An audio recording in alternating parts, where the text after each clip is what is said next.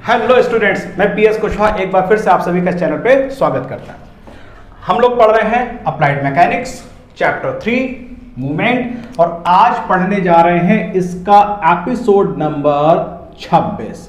So this is the episode number 26 which we are discussing here. हम लोगों ने episode number 25 में parallel forces और एंटी पैरेलल फोर्सेस कॉन्सेप्ट समझा था कि अगर किसी बॉडी पर पैरेलल फोर्सेस लग रहे हैं, किसी बॉडी पर एंटी पैरेलल फोर्सेस लग रहे हैं, तो उनका हम कैसे रिजल्टेंट निकाल देंगे और कैसे उस रिजल्टेंट की पोजीशन कैलकुलेट करेंगे। और मैंने आपसे कहा था कि एपिसोड नंबर 26 में हम इस पर न्यूमेरिकल लगाने वाले हैं। तो आपको बता दें कि आज हम इस एपिसोड नंबर 26 में पैरेलल और एंटी पैरेलल फोर्सेस के न्यूमेरिकल लगाएंगे।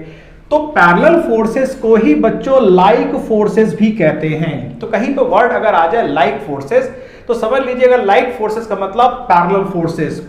तो parallel forces are also known as like forces. ठीक इसी तरीके से anti parallel forces, anti parallel कौन से होते थे? जो फोर्स 180 डिग्री पे काम करते थे। एंटी पैरेलल फोर्सेस को कहा जाता है अनलाइक फोर्सेस। तो parallel forces like forces, anti parallel forces unlike forces. तो एक एक करके दोनों को न्यूमेरिकल करते हैं और हो सकता है कि इस न्यूमेरिकल के कॉन्सेप्ट पर आपको आने वाले बोर्ड एग्जामिनेशन में कोई सवाल मिल जाए। लेट अस सी।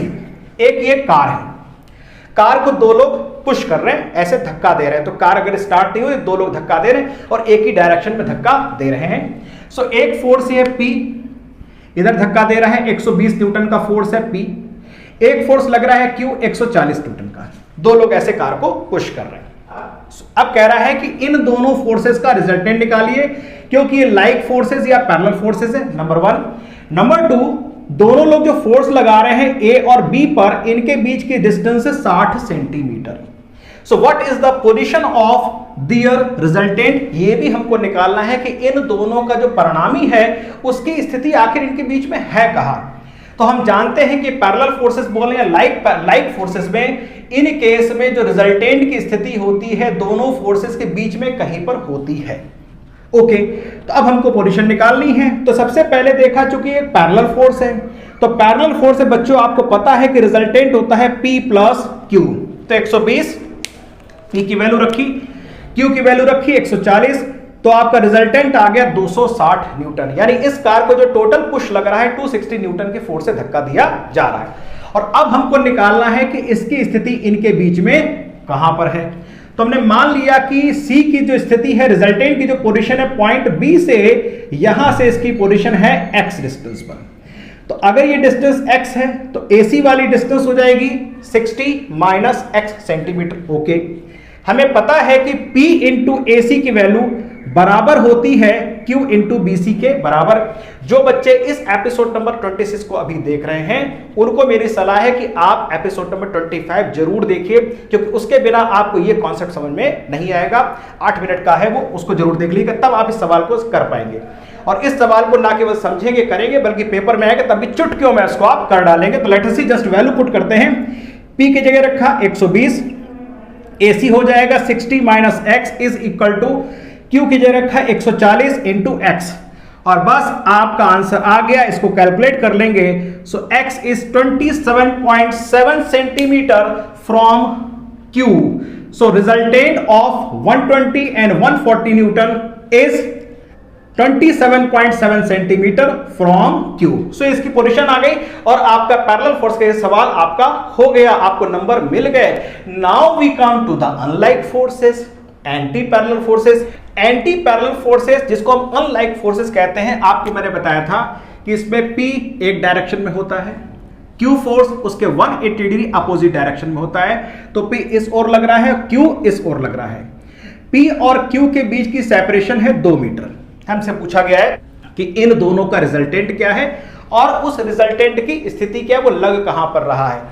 तो सबसे पहले तो रिजल्टेंट के लिए आपको पता है कि एंटी पैरेलल फोर्सेस में 180 डिग्री पे काम करते हैं, तो इनका रिजल्टेंट हो जाता है P माइनस Q। आप कहेंगे सर Q माइनस P क्यों नहीं? बस बच्चों ध्यान रखना, बड़े में से छोटे को सबट्रैक्ट कर देना है।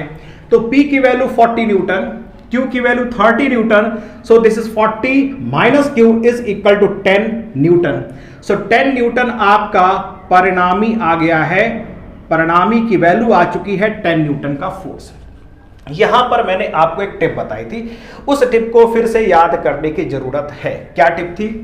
जब कभी एंटी पैरेलल अनलाइक फोर्सेस हो तब उन दोनों फोर्सेस का जो रिजल्टेंट होता है बड़े फोर्स की तरफ होता है। ये इस तरफ नहीं होगा बल्कि इस ओर होगा। एक बात तो बड़े फोर्स की तरफ होगा और उसकी डायरेक्शन वही होगी जो बड़े वाले फोर्स की डायरेक्शन है।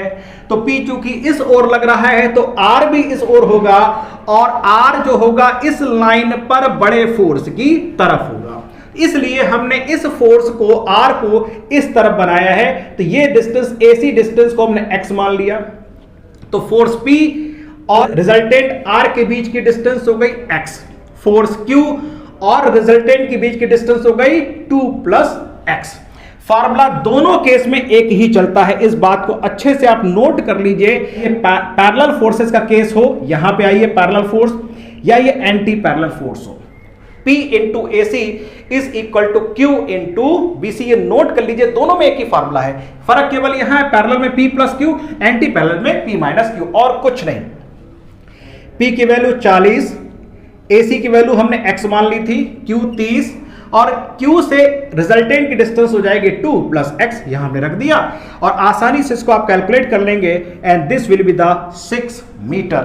तो आप देख सकते हैं the resultant force is at 6 metre from P and at 2 + 6 which is 8 metre from the Q। So ये आपका parallel forces, anti parallel forces, like forces या अनलाइक फोर्सेस के दोनों न्यूमेरिकल हो गए और पेपर में आएगा तो चुटकी में आप इस न्यूमेरिकल को कर ले जाएंगे।